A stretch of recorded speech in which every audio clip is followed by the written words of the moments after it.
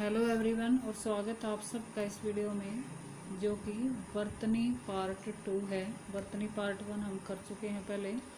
उसमें मैंने वर्तनी क्या होती है ये बताया था, वर्तनी के क्या नियम हैं ये बताया था, और आ और ई से संबंधित जो अशुद्धियाँ होती है अक्षर शब्दों में, वो मैंने बताई थी।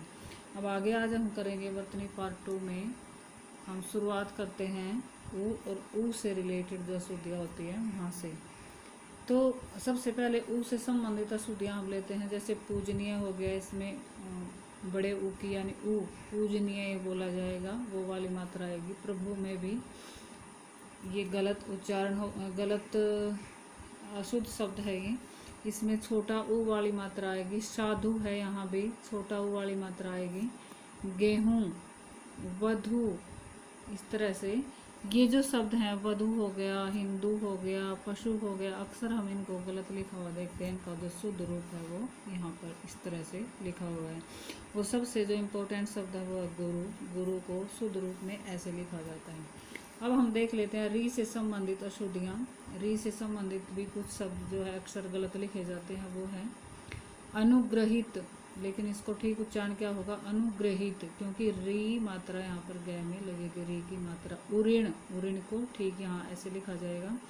तृतीय, तृतीय में भी ती में ता में री की मात्रा लगेगी, इसको तृतीय बोला जाएगा। ऋतु, ऋतु का भी शुद्ध जो रूप है वो ऐसा लिखा जाएगा, ऋतु।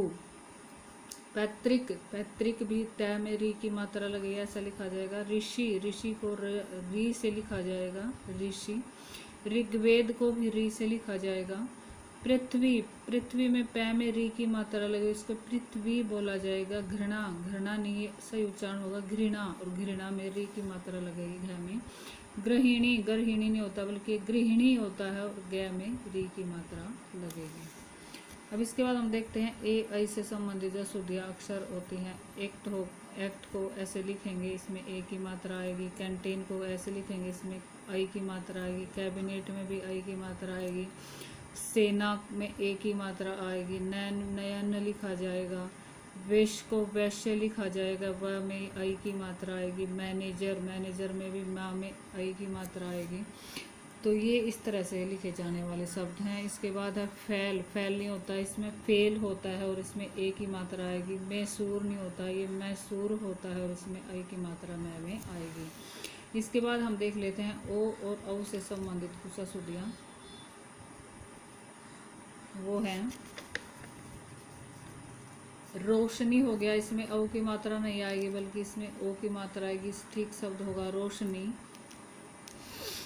और इसके बाद है त्योहार, त्योहार में अक्सर ये बुक्स में भी गलत लिखा होता है शब्द, इसको ठीक तरीके से ऐसे लिखा जाता है शुद्ध रूप में, यानी इसमें यह में ओ की मात्रा आएगी, त्योहार। पौधा, पौधा में भी दो मात्रा आएंगी, यानी औ की मात्रा आएगी, पौधा ये होता है। चुनाव, चुनाव ऐसे लिखा जाएगा वैसे। नौकरी में भी औ की मात्रा आएगी, नौकरी। न्योछावर भी अक्सर गलत लिखा होता है, इसको ऐसे लिखते हैं शुद्ध रूप में, न में यानी यह में ओ की मात्रा आएगी, न्योछावर।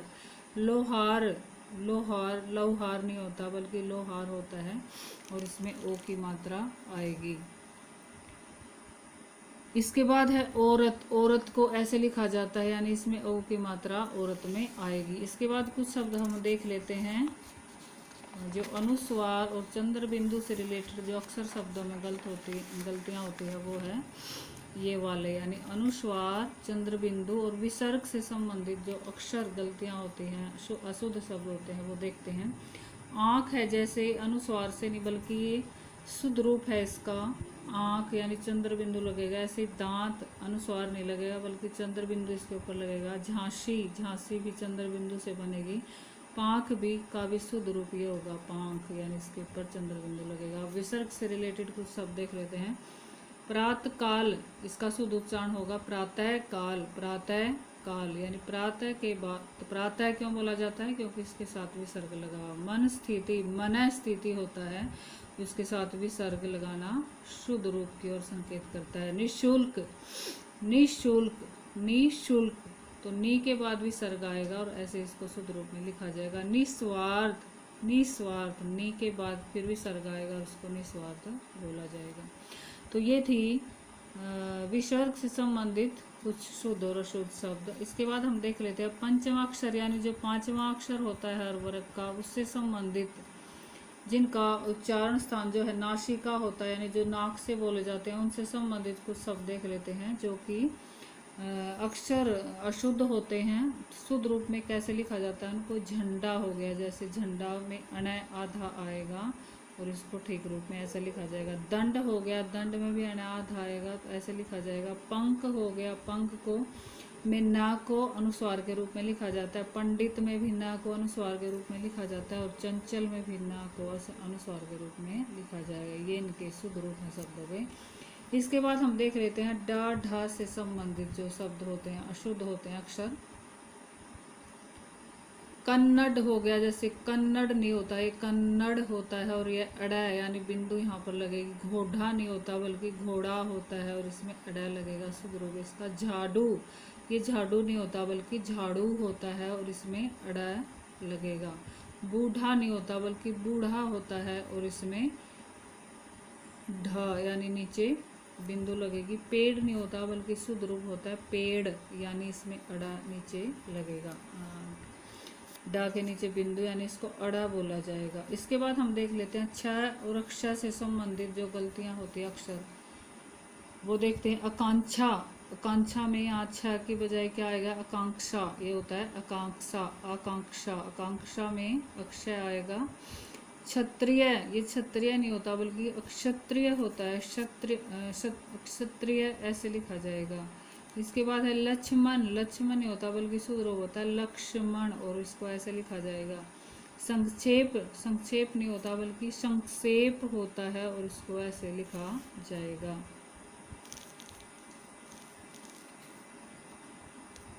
ये ऐसे लिखा जाएगा संक्षेप, संक्षेप नहीं होता बल्कि इसको संक्षेप बोलते हैं और इसको अक्षय के साथ लिखा जाएगा।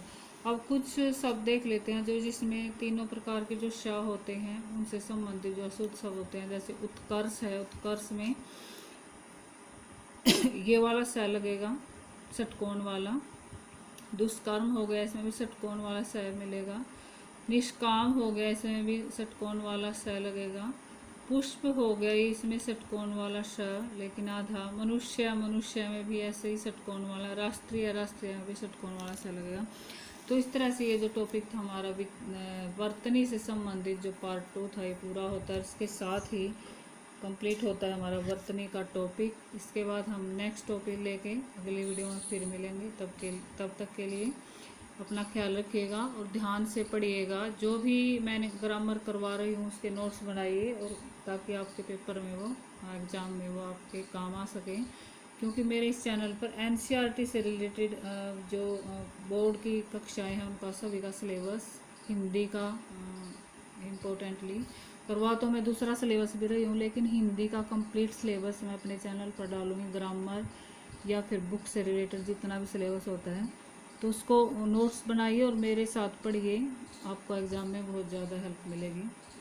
तो अगर आपको वीडियो अच्छी लगी तो इसको लाइक और शेयर ज़रूर कीजिए। अगर मेरे चैनल को सब्सक्राइब नहीं किया है तो ज़रूर कर लीजिए, क्योंकि इस तरह की वीडियो आपको यहाँ पर मिलती रहेंगी।